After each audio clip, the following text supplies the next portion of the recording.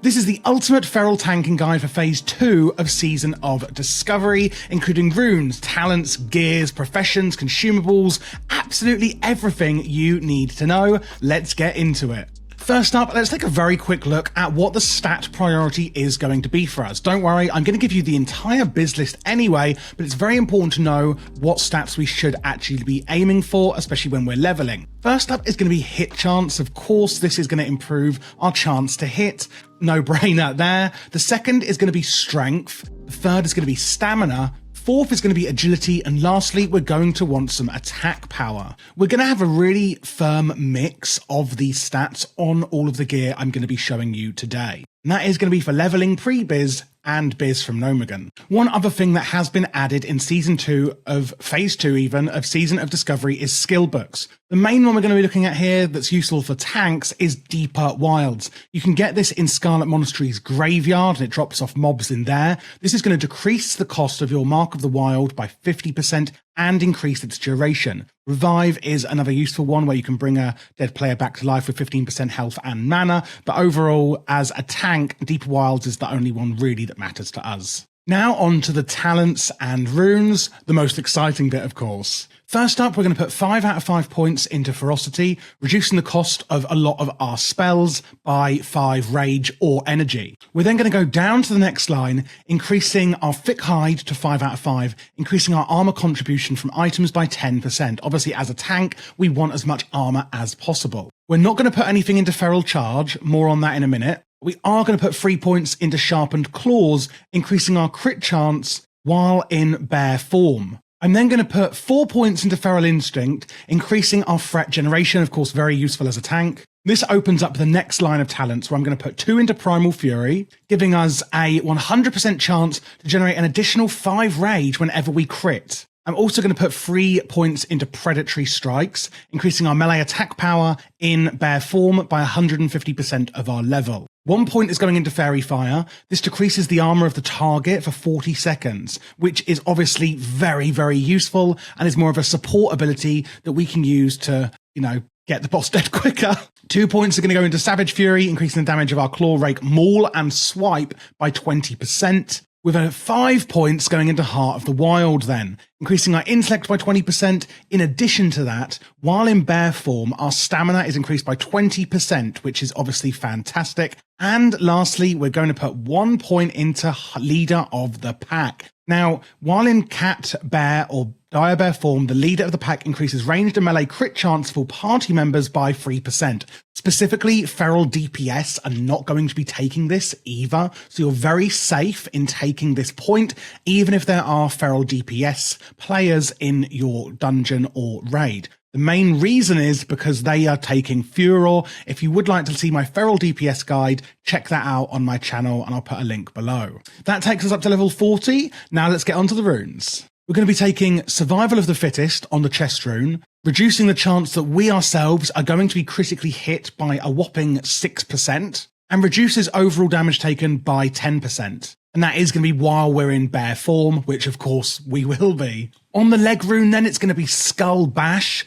This is going to charge to the target within 13 yards and bash their skull in, interrupting spellcasting and preventing any spell from being cast for 2 seconds. It does share a cooldown with Feral Charge, however, which is this talent here, and that is the reason we're not taking it, because of course having an interrupt is important. The nice thing about Skull Bash is we don't need to waste a talent point and we can use that rune. On the hand rune, this one is interesting. You'd think at first glance that we're going to take Lacerate. Well, let me tell you, we're not. Lacerate lacerates the enemy target, making them bleed for damage, plus weapon damage, blah, blah, blah, per existing application, and this can stack. And it does say here, it causes a high amount of threat. However, in my experience in Phase 1, it actually is a bit troublesome, and Mangle is the better route to take. It really is. I know the tooltip makes it sound like this is tanky, tank, but actually, and including the new runes we're about to look at, Mangle is the way to go, in my opinion.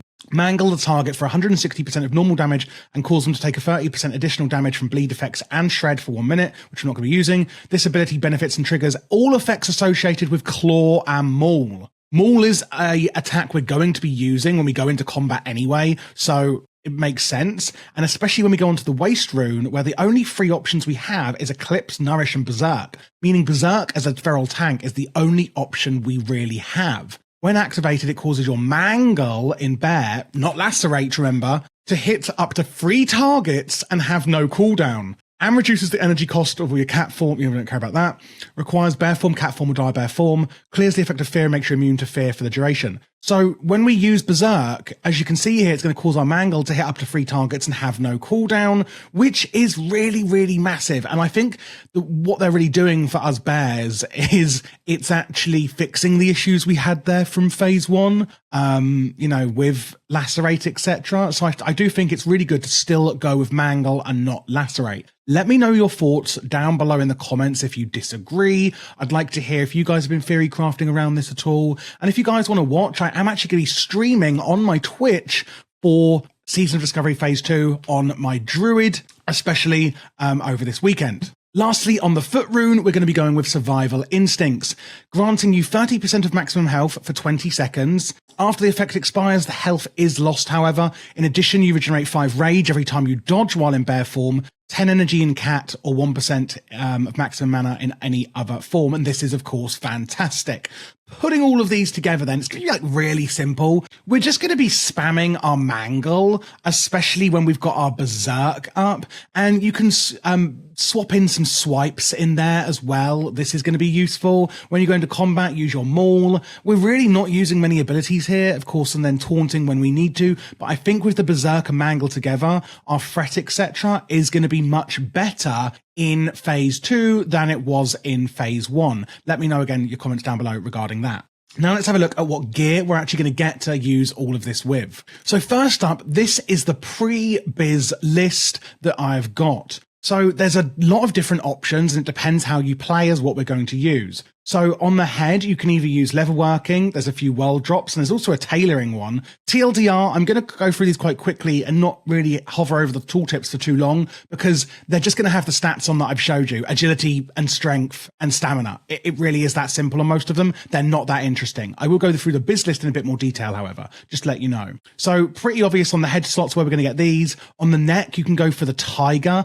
Generally, any gear in any slot with Tiger is going to be really good. And if you have been raiding, Tide Choker from Black Fathom Deeps is going to still be really good. Otherwise, you've got some PvP ones that you may already have from phase 1. Going on to the shoulders, there's the failed flying experiment. This is kind of actually biz as well. However, it's a level 40 quest in Feralers that is difficult. It's like red at level 40, meaning you are going to want to go and do this with a group. If many people are going to be bothered to do this, I don't know, but this is it. It's on the list. Take it as you will. Otherwise, there's a few world drops, or there's these ones from Scarlet Monastery. On the cloak, there's a few options as well. Don't forget to enchant it with lesser agility. And then on the chest, there's a BOE, which is going to be really expensive on the auction house and Razorfen Downs. If not, there's an Alliance and Horde quest you can do. On the wrists then, these are actually pretty biz as well, is the Warsong Gulch Exalted Bracers.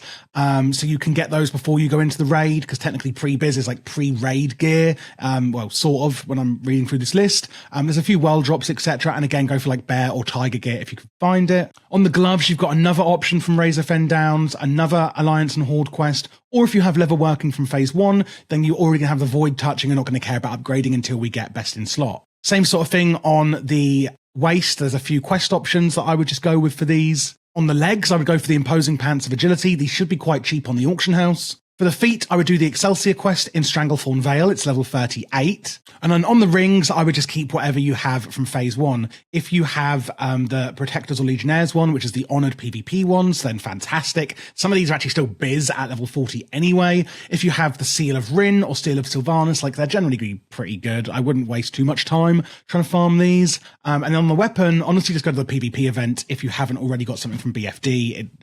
Same with the trinkets. Have whatever you had from phase 1, they're still really, really good. If you have got the Void Pearl, don't forget you can trade this in for different specs for 75 gold in Booty Bay, baby. Looking at the actual best in slot then, we've got the Glowing Neurolink Cow, and this is the new epic from Leatherworking. So assuming you did take Leatherworking in phase 1, keep it, because this is fantastic for us tanks. It's going to increase our hit chance by 1%, and then when we use the item, It's going to do a load of damage to us, but also increase our attack speed by 20%. And it's going to add free weapon damage on equip as well. On the neck, it's the Nomagon Peace Officer's Talk. This is from Nomagon, adding attack power and another crit percentage of 1. Flesh Hide Shoulders on the shoulders. These are from Razor Fendowns on Glutton. There's also the Mantle of the Cunning Negotiator you could get, and that's from Nomagon as well. Drape of Dismantling here. This is from Nomagon. Add free agility to that. On the chest, add 2 stats as well. We're going for the insulated set here, and the set bonus, it's on the chest, legs, and boots. The set bonus increases our crit again by 1%, adds daggers, which I don't really care about, but it does add 20 attack power in all of our bear forms, which is obviously massive. Again, like I already said, the Exalted Warsong Gulch reputation is going to be the bracers. And then this Bloodbark Crusher, also from PvP, is from the Blood Moon event in STV. And this is amazing. I'll move out of the way a bit. Adds 80 attack power in bear form. Adds 5 Storm Strike damage to our melee attacks, damaging the target and its nearest allies, affecting up to 3 targets. And this does cause additional threat as well. We're going for the Machinist's Gloves on the gloves, which, let me pull this over more. There we go. The Machinist's Gloves over here, main pulling point of these is they add 30 attack power when fighting mechanical units. And obviously in Nomagon, ta-da, mechanical units. So that's pretty obvious. Skullduggery Waistband, again from Nomagon, going onto the belt. Insulated, like I said, the set on the legs and boots. This is a unique equipped ring we're going to get from Nomagon. We're going to use the Devastation one, increasing strength, agility, stamina, and nature and arcane resistance. Again, that same PvP ring that I mentioned before in the pre-biz list, and the Void Pearl still being biz at the end. Gyromatic Experiment is a new one. This is going to increase our attack speed by 5% on use, but it is on a 30-minute cooldown. However, it does also add 18 attack power. Not amazing, but it is what it is. And we've got the Mind Expanding Mushroom again from BFD that we have in our idle slot. There's nothing else really we can use for this. Going on to what consumables and professions we actually want then, obviously I already mentioned leatherworking, which is a huge thumbs up. Regarding consumables, we can use the Elixir of Agility. There's the Elixir of Ogre's Strength. There is a defense one as well. I think it's just Elixir of Defense. The Dragon Breath Chili is quite good. This is really good for doing some extra DPS, and it does actually stack with your other food buff. Regarding actual food buffs then, I would say to go for the Spider Sausage over here. You can farm these in the Never Eat Shredded Wheat, the northwest side of Dustwallow Marsh, where the caves are. There's a load of spiders. They drop white spider meat, and you can train this blood sausage recipe just from the cooking trainer in most capital cities. Well, all capital cities, actually. It's going to add 12 stamina and spirit. There's a few other options that do the same thing. I think there's a Kodo one, etc. But I do think the spider sausage is just the easiest to farm because the spiders drop them it's like every third spider will drop them. And then going again on to actual professions, I already did say again about leatherworking. The other option then, you could take Alchemy, which gives you the mildly irradiated rejuvenation potion, restoring mana and health and also increasing attack power. Or there's Enchanting, which has this innovation sigil. It's on a 30-minute cooldown and also lasts for 30 minutes, meaning I don't know if it persists through death. However, even if it doesn't, it increases your attack power by 20 for 30 min, which is again a no-brainer. So there's some really good options for you on the professions as well. If you guys did enjoy this guide, please make sure to click subscribe below. And if you have any questions at all, we're talking UI, add-ons, class, rotation, skills, runes, retail, classic, wattle, anything at all, please do join my Discord. We have a ton of other players all playing together who are all very, very knowledgeable. And if you want to go one step further and help me get out more videos and support me so I can support you, then please do consider clicking join as a member below or joining my Patreon, where you then get access to a lot of other benefits, including my UI, a secret channel in the Discord, and also VIP tickets in the Discord where I can help you analyze your logs, sim, and also set up your UI, etc. Thanks, guys. I hope you have a great time in Season of Discovery Phase 2. And don't forget to check out all of my other class spec videos for Phase 2 Season of Discovery.